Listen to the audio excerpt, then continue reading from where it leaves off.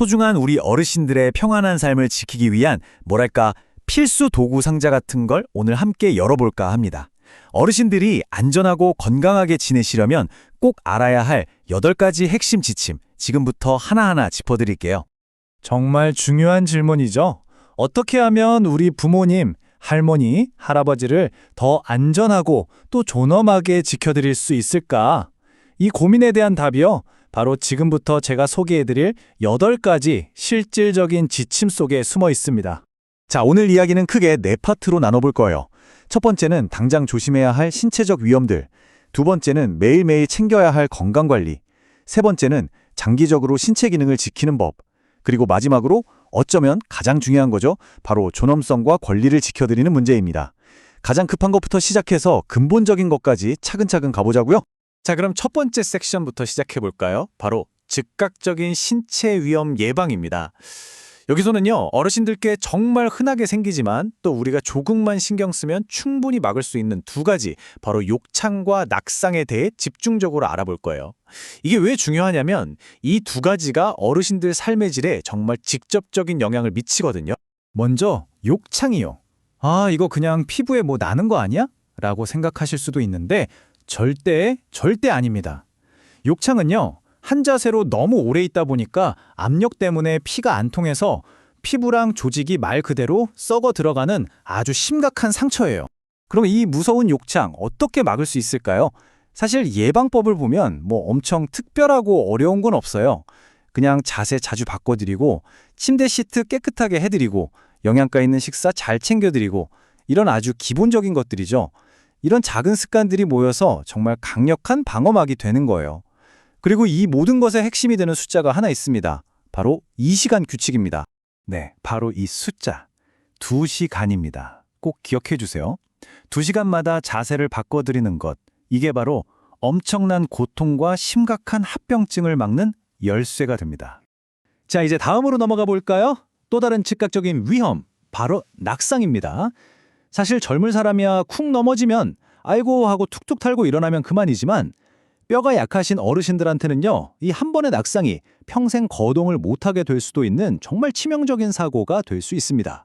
낙상을 막으려면요, 꾸준히 운동해서 근력을 키우는 것도 물론 중요하지만 더 중요한 건 바로 안전한 환경을 만들어드리는 거예요.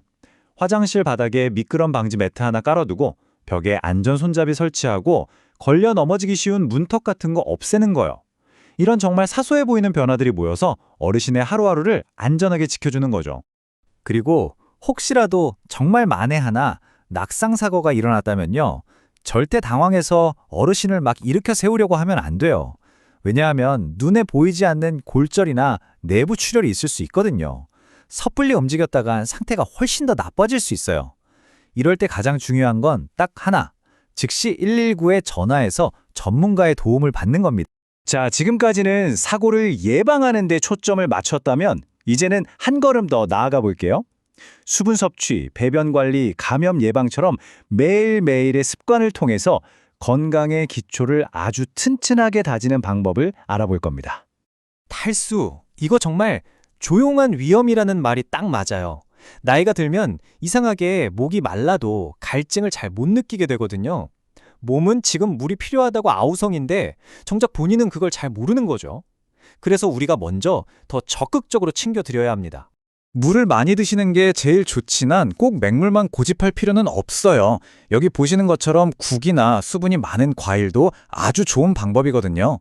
반대로 커피나 짠 음식은요, 오히려 몸속의 수분을 뺏어갈 수 있으니까 이런 것들은 조금씩 줄여나가는 노력이 필요하겠죠. 배변 활동을 도와드리는 건 단순히 생리 현상을 해결하는 걸 넘어서 어르신의 존엄성을 지켜드리는 일이기도 해요. 규칙적인 식사와 충분한 수분 섭취를 챙겨드리는 것만큼이나 가림막 하나로 사생활을 보호해드리는 게 정말 중요합니다.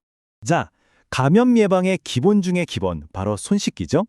손바닥, 손등, 손가락 사이사이, 그리고 손톱 밑까지.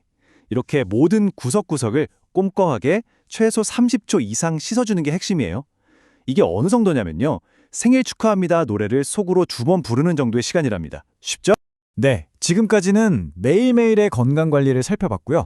이제는 시야를 좀 더 넓혀서 장기적인 관점으로 넘어가 보겠습니다. 어떻게 하면 우리 어르신들이 오랫동안 활기차게 움직이시고 또 정신도 건강하게 유지하실 수 있을까요? 혹시 관절 구축이라는 말 들어보셨나요? 말 그대로 관절이 굳는다는 뜻인데요. 오랫동안 움직이지 않으면 관절이 마치 그 자세 그대로 얼어붙어 버릴 수가 있어요. 하지만 이건 부드러운 일상적인 움직임만으로도 충분히 예방할 수 있습니다. 여기서 제일 중요한 건 꾸준함 그리고 부드러움이에요. 막 힘줘서 하는 운동이 아니라요. 매일 아침 저녁으로 통증이 없는 범위 안에서 관절을 살살 움직여주는 거죠. 이것만으로도 관절이 굳는 걸 막고 스스로 움직일 수 있는 능력을 훨씬 오랫동안 유지할 수 있게 도와줍니다. 치매 예방, 막연하게 느껴지시죠? 여기 정말 기억하기 쉬우면서도 효과적인 333 수칙이 있습니다. 3가지 즐길 것, 3가지 피할 것, 3가지 챙길 것. 이렇게 딱 구분해서 알려주니까 머리에 쏙쏙 들어오죠. 예를 들어서 일주일에 3번 이상 걷고 부지런히 책을 읽고 글을 쓰는 것처럼 아주 간단한 습관들이 우리 뇌 건강에 정말 큰 도움이 된다는 걸 보여주는 거예요. 자, 드디어 마지막 4번째 섹션입니다. 지금까지 이야기한 모든 돌봄의 가장 바탕이 되고 가장 근간이 되는 원칙에 도착했습니다. 바로 모든 어르신이 한 인간으로서 존엄하게 또 존중받으며 살아갈 기본적인 권리에 대한 이야기입니다. 여기 화면에 나오는 권리들 한번 보세요. 존엄한 인간으로 대우받을 권리, 질 높은 돌봄을 받을 권리, 이건요, 해주면 좋고 안 해줘도 그만인 그런 선택사항이 절대 아니에요.